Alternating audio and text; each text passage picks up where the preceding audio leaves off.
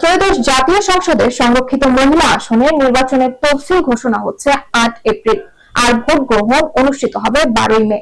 নির্বাচন কমিশনের সচিব আক্তার আহমেদ এ তথ্য জানিয়েছেন।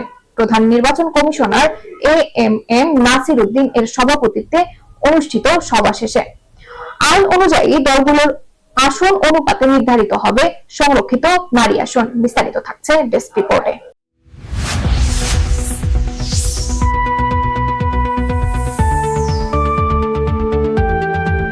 আগামী 8 এপ্রিল ত্রয়োদশ জাতীয় সংসদের সংরক্ষিত মহিলা আসনে নির্বাচনের তফসিল ঘোষণা করা হবে। এর 8 মাস 4 দিন পরে 12ই মে সংরক্ষিত মহিলা আসনের ভোট গ্রহণ অনুষ্ঠিত হবে।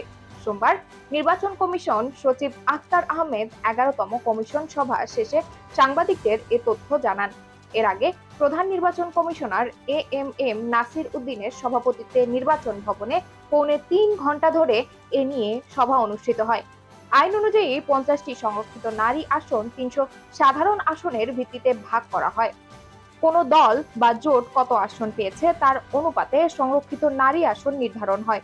এর হিসেবে বিএনপি পাবে 36টি আসন, বাংলাদেশ জামায়াতে ইসলামে 12টি, স্বতন্ত্র প্রার্থীরা জোট করলে 2টি আসন এবং জাতীয় নাগরিক পার্টি 1টি আসন পাবে।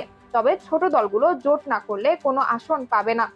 জাতীয় সংসদ নির্বাচন আইন 2004 অনুযায়ী গ্যাজেট প্রকাশের 90 দিনের মধ্যে নির্বাচন করতে হবে।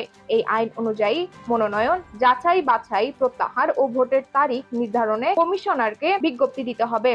এছাড়া গ্যাজেট প্রকাশের 30 কার্য দিবসের মধ্যে দল ও জোট ভিত্তিক সদস্যদের পৃথক তালিকা প্রস্তুত করতে হবে।